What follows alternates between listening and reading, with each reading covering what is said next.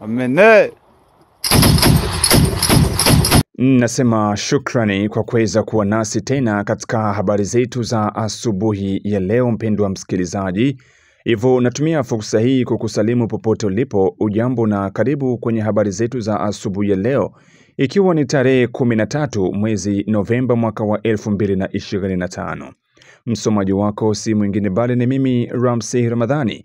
Tuko hapa kukuletea habari za ukweli na za uhakika kuhusu yote yanayojiri mashariki mwa DRC, jimboni Kivu Kusini, lakini pia jimboni Kivu Kaskazini, hususan huko kwenye uwanja wa vita ambako mambo yanazidi kubadilika kila saa na kila sekunde. Hivyo ili uendelee kupata habari zetu za kila siku na za kila wakati, na kusihi wewe kusubscribe channel hii, kucomment, lakini pia kusambaza habari zetu kwa walio wengi zaidi.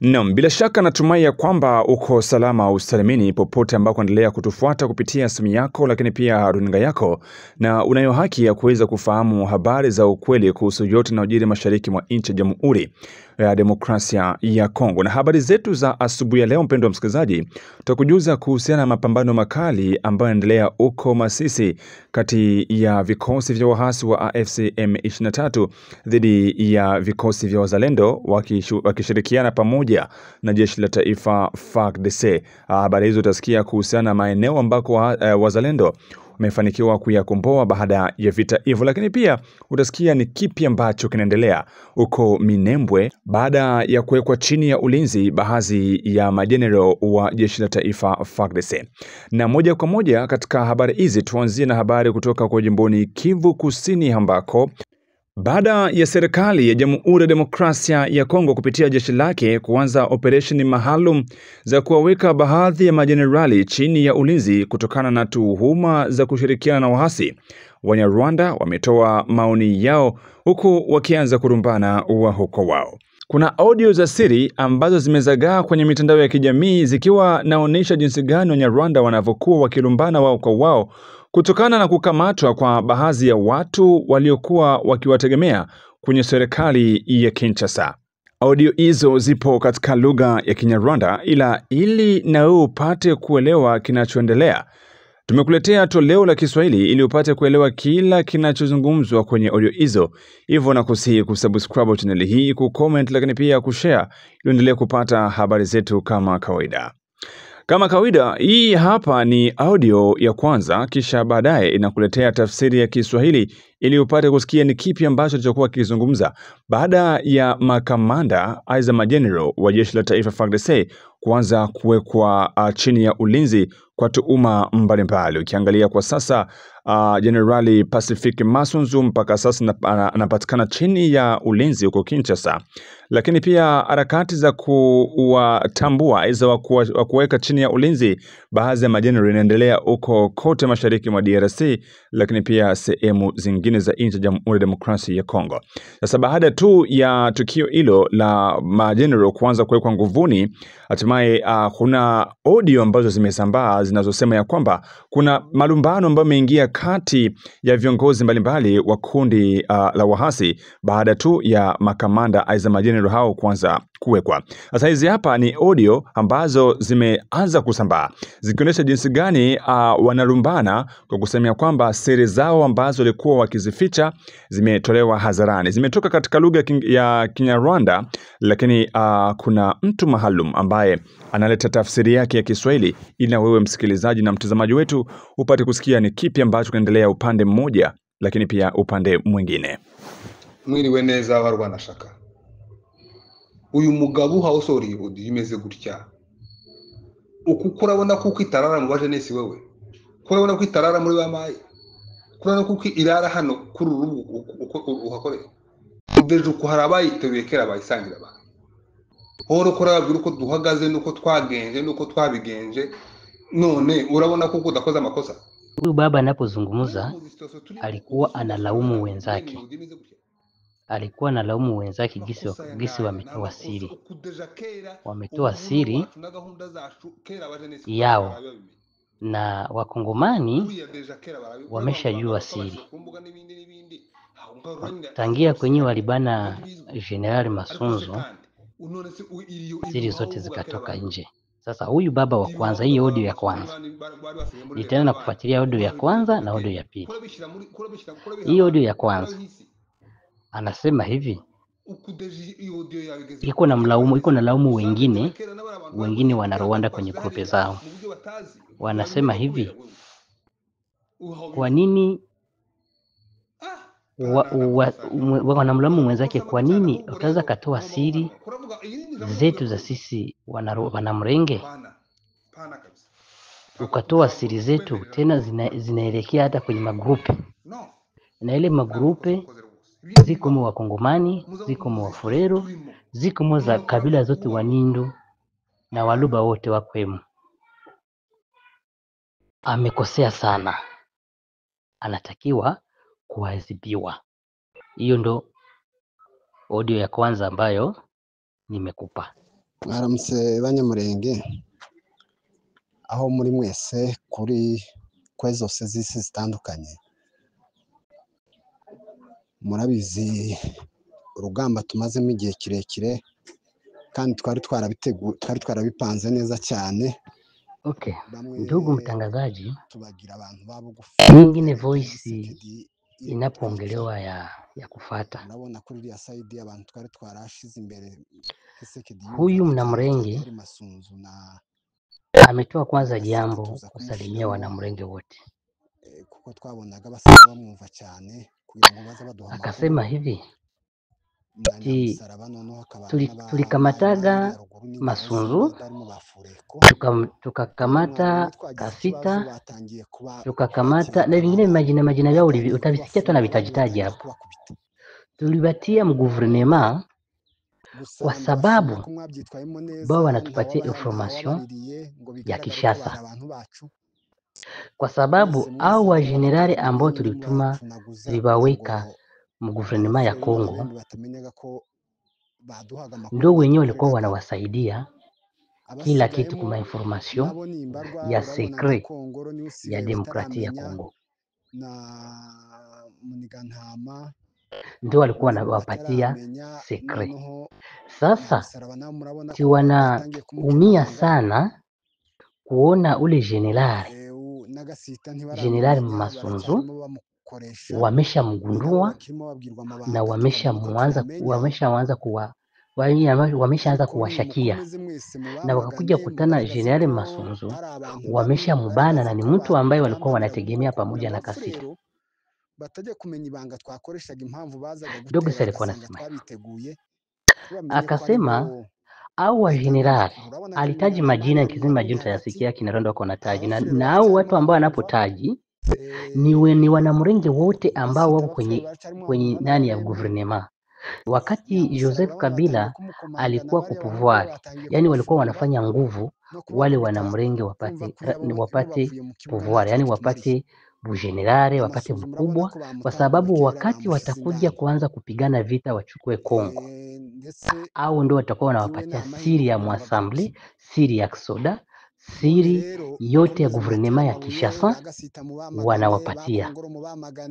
Wakati Wasoda watakuwa wanatoka Kinshasa kuja kupigana, tayari Wanamrenge watakuwa wameshajua mapema, na sekre itakuwa imepewa na wale wa generali, na ndio maana wakati walikuwa walituma Kasita walikuwa mpuvora kusema sasa wabane Uvira. Sasa hapa tunalegrete sana jinsi wameshaanza kuwashakia, na mtu mmoja ambaye anabakia kwenye guvernema ni Kasita.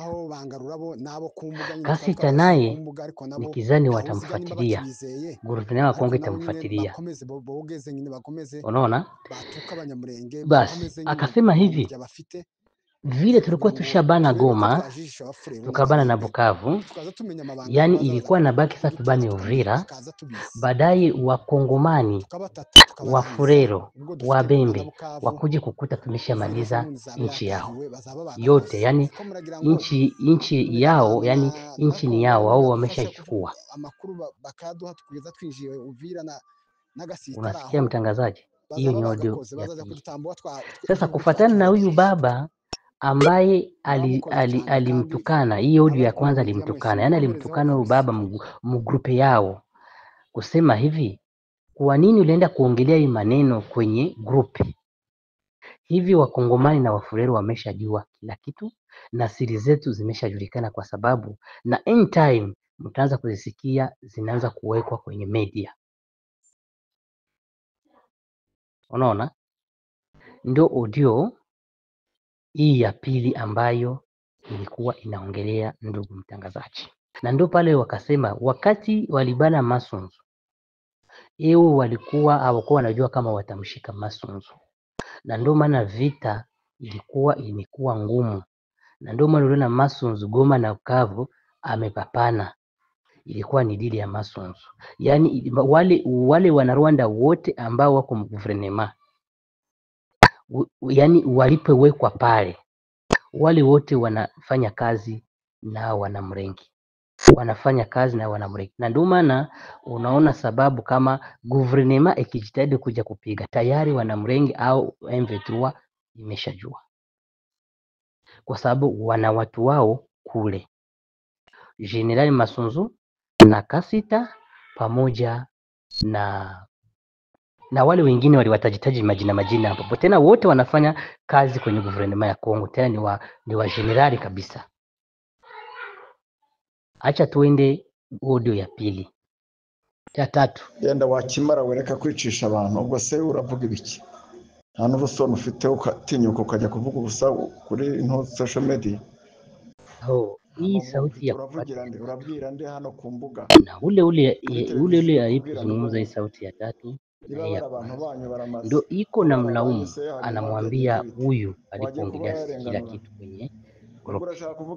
Amesema hivi, wewe kwa nini umeenda kutoa siri zetu? Hivi jeunesse manake jeunesse ya Kongo imeshajua sekre zao zote. Walikuwa wamepanga vile, wako na wakubwa ambao wako mguvernema ya DRC Kongo, yaki mguvernema ya Kisegeti. Sasa siri zao zimeshajulikana, akwenda kuziongelea kwenye grupe, na sekre zao zimetoka nje. Kwa nini umefanya hivyo? Uko na akili?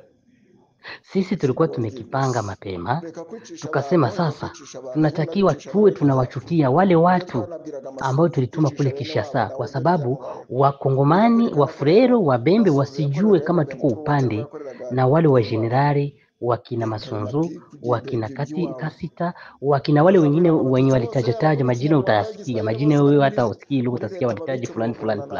Natwirwana we M23, nicyo ushaka wowe nakubonye, nicyo ushaka bigaragare ko ubwo utanga makuru birango basigayemo wakakipanga, wakasema sasa inatakiwa tufanye siasa ya kuonesha kabila zote za Kongo na guvernema ya Kongo kama wale wa Kasita na wakina Masu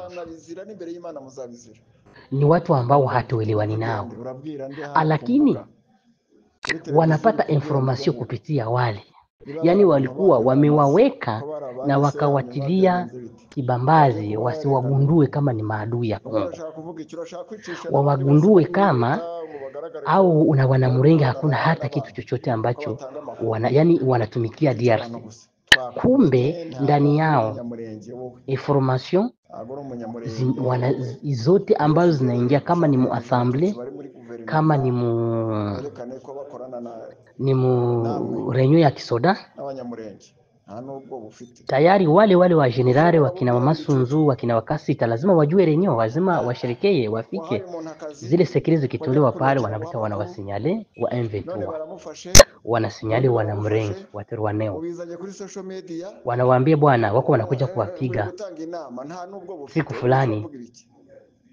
Na ndio maana guvernema, yani ndio maana wa ndugu zetu wazalendo wakiomba vifaa haifiki, na ile mishahara yote ya kupatia wasoda wale ndio walikuwa wanaiziwilia wanaila, kwa sababu wasipate support ya guverinema, wakuje kushitukia tu wameshabana nchi yote. Sasa kwa nini ujamaa huyu mwenzake ndiye anamwambia, kwa nini huyu jamaa anakuja kuongelea hiyo swala mgrupi? Birango basigaye nabo babice babahora ubusa wenda batarigeze banabakorera batarigeze banabavugisha. Ariko huyu ndo anamwambia mwenzake sasa hiyo audio kurubuga bonaboni babafata sekre zao zikawa wazi. Sasa hivi sekre tushakuwa wazi na ameshafuka mwenjenese, wale wote wanamrenge ambao kwa guverinema ya juu wanajipa ni wakongomani. Guverinema Kisegeti iko nini na wafuatilia tena, unakamata sekre unaiweka wazi kwenye grupu.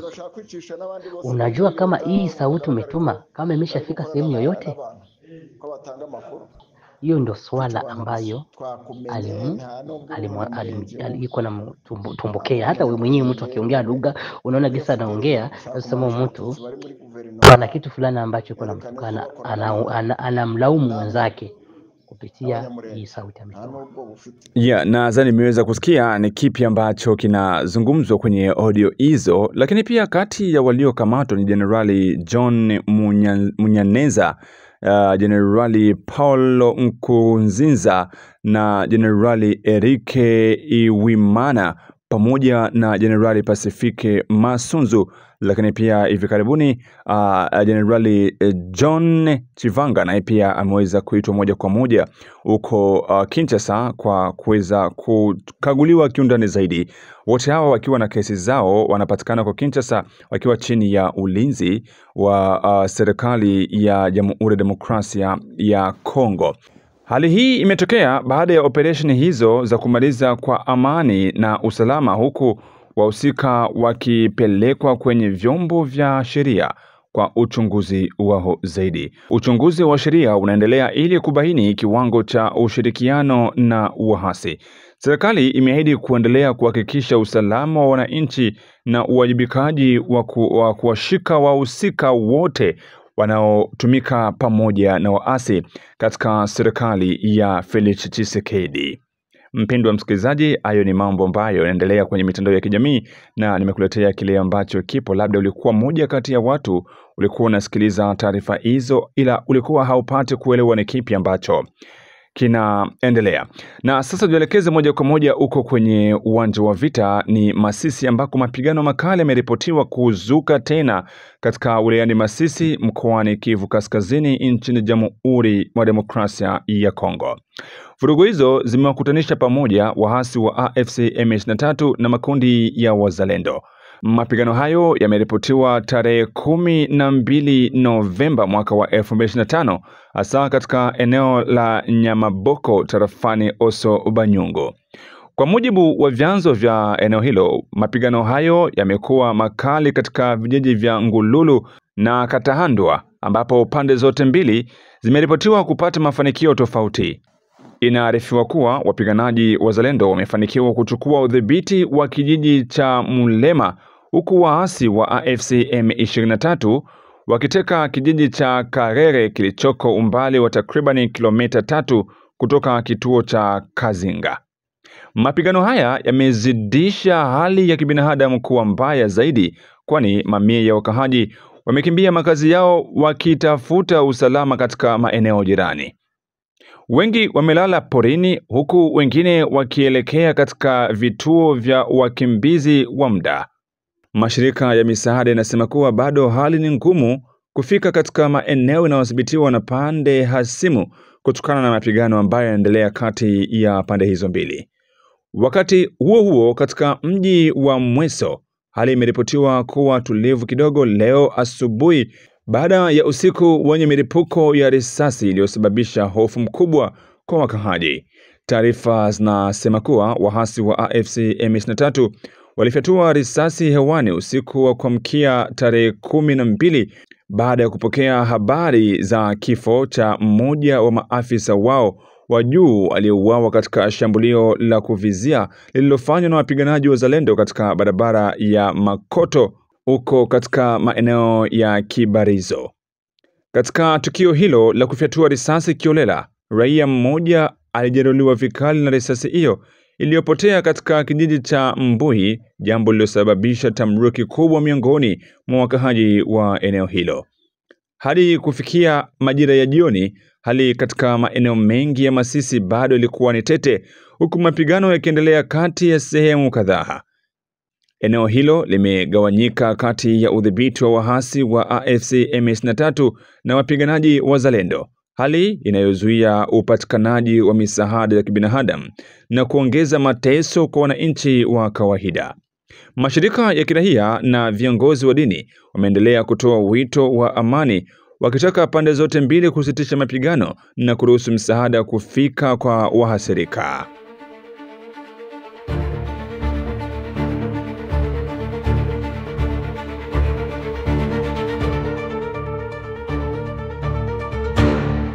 Na tukisalia tu huko Ituri ni kwamba zaidi ya watu 4,000 waliokimbia makazi yao wakiendelea kuishi karibu na kituo cha MONUSCO katika groupment ya Ngina wilayani Njogo mkoani Ituri zaidi ya miezi mitatu iliyopita kutokana na mapigano makali kati ya FARDC na kundi la wanamgambo wa CRP. Wakimbizi hawa wa ndani wanataka kurudi nyumbani kwao, lakini wanasisitiza kuwa usalama zaidi unahitajika katika vijiji vyao kabla ya kurejea kule ambako walikuwa wanaishi. Jumanne tarehe 11 Novemba, wakimbizi hawa walikutana na wawakilishi wa MONUSCO ambapo walieleza hofu yao kubwa kutokana na ukosefu wa usalama unaoendelea katika maeneo yao ya asili, hali iliyowazuia kurejea katika maeneo yao. Wanaomba kuimarishwa kwa uwakilishi wa jeshi la FARDC na kuongezwa kwa zamu za mashambulizi za MONUSCO ili kuhakikisha ulinzi unakuwa zaidi. Hali ya maisha kwenye kambi ya Ngina ni mbaya zaidi, ambapo familia zaidi ya 1200 mara nyingine wanalala chini ya anga au katika makazi ya dharura, wakiwa wazi kwa hali mbaya na hewa ya ukosefu ya usafi. Kwa kuwa ni hatari kwenda manyumbani kutokana na uwepo wa mashambulio, baadhi ya wakimbizi wanaenda kimya kimya, mara nyingi wakiwa chini ya ulinzi wa MONUSCO kutafuta chakula. Wakimbizi pia wanasisitiza kuanzishwa upya kwa mazungumzo ya kijamii kati ya jamii, wakionyesha kuwa amani ya kijamii bado ni dhaifu kutokana na migogoro ya silaha. Kwa upande wa MONUSCO inasema kuwa itaendelea na mashambulizi ya mara kwa mara ya ulinzi ili kuzuia mashambulizi mapya na kusaidia kurejea kwa usalama wakimbizi hao wa ndani.